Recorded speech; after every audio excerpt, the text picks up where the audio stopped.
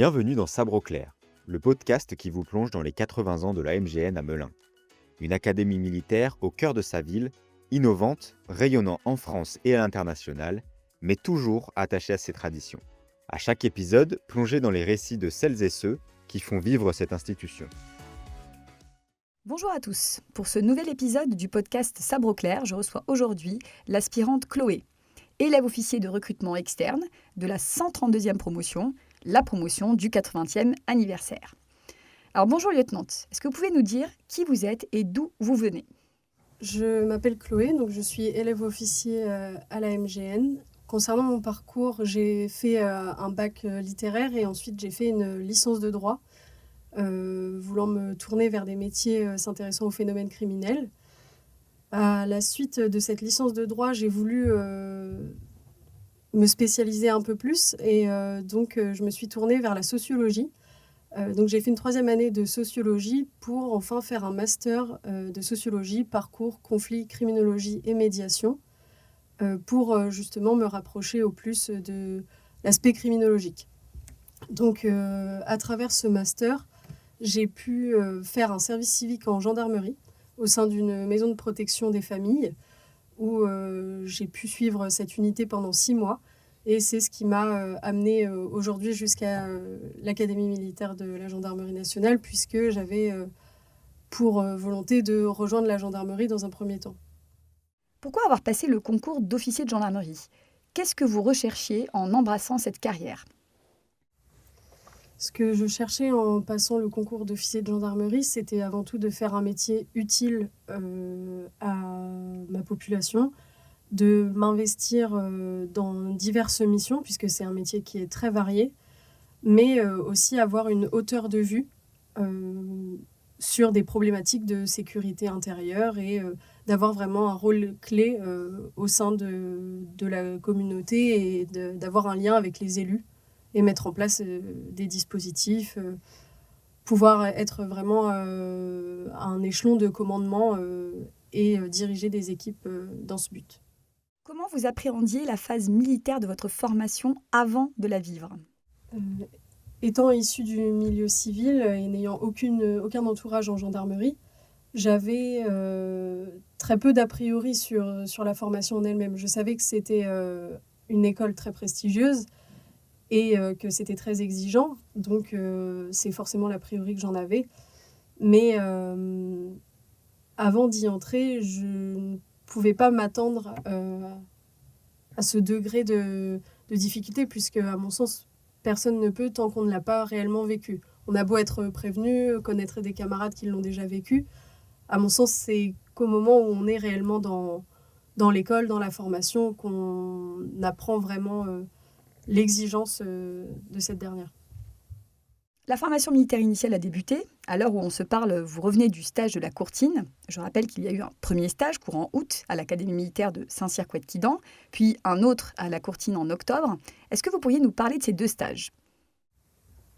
Les 2 premiers stages que l'on a fait, donc de chacun 3 semaines à Saint-Cyr et à la Courtine, ce sont des stages où l'on a pu travailler différents niveaux de commandement, donc chef d'équipe et chef de groupe. Ce sont des formations qui sont très denses, où c'est très diversifié en termes de formation. On a fait du tir, de la maîtrise sans armes de l'adversaire, des méthodes naturelles, du sport, du parcours d'obstacles, de la course d'orientation, et aussi tout un volet tactique qui est vraiment important, donc la préparation chef de groupe et chef d'équipe. Mais c'est aussi des moments où on apprend à se connaître soi-même et aussi à connaître son identité en tant que groupe, puisque c'était nos premiers instants dans notre peloton, donc composé d'une 30aine de personnes issues de tout recrutement différent, où on a pu apprendre énormément en termes de camaraderie, de bivouac, de tout un quotidien d'un groupe en fait. Et c'est aussi des moments où on est mis à rude épreuve parfois, où on peut être confronté à du manque de sommeil, où on a mangé des rations pendant tous les stages. Donc c'est des choses auxquelles on n'est pas habitué, surtout étant issu du milieu civil. Et C'est très important. À mon sens, ça a vraiment de l'importance pour nous plus tard, puisque demain, en unité, on pourra être parfois mis face à des conditions dégradées où, en tant que commandant d'unité, on pourra être face à du manque de sommeil, à du stress, à toutes sortes de choses qui pourraient nous déstabiliser. Et c'est le but, à mon sens, de la formation, c'est vraiment de nous préparer à ces conditions et nous renforcer, nous permettre d'être vraiment robustes. Comment appréhendez-vous le prochain et dernier stage chef de section qui aura également lieu à la Courtine en novembre-décembre dans des conditions qu'on sait déjà difficiles? Pour le prochain stage donc, à la Courtine, je me sens prête. Ce sera le stage le plus long qu'on aura fait jusqu'alors, donc ce sera un stage de 5 semaines pour devenir chef de section. Donc chef de section, c'est le niveau de commandement qui est attendu d'un lieutenant en sortie d'école. Donc, c'est un stage qui est vraiment crucial et qui pourra nous permettre d'arriver dans les meilleures conditions. Donc j'ai conscience des attendus de la formation et ce qu'on attendra de nous à la suite de ce stage. Donc j'y suis prête. Alors, j'aimerais que l'on revienne sur un moment important de partage et de transmission. C'est la marche aux alphas. Alors, est-ce que vous pouvez nous en dire un petit peu plus et nous dire surtout comment vous l'avez vécu?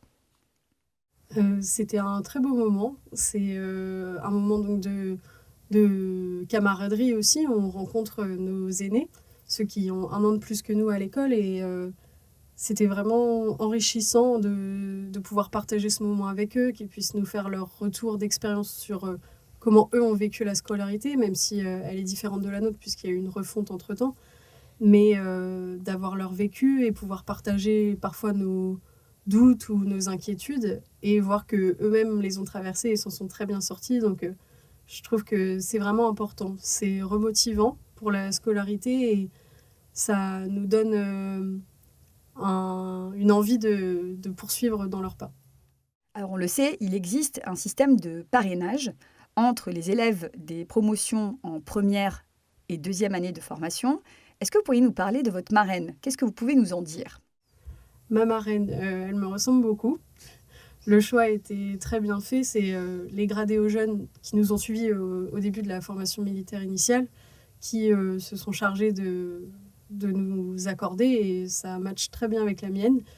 C'est vrai que c'est intéressant de faire ce parallèle. Elle est aussi universitaire, on se ressemble, on est aussi sportive et c'est rassurant de pouvoir s'ancrer aussi dans une personnalité dans laquelle on se reconnaît et de partager les expériences et pouvoir plus tard aussi garder contact. Je pense qu'on aura tous à cœur de savoir ce qu'ils deviendront quand ils prendront leur première unité et pouvoir échanger à ce propos.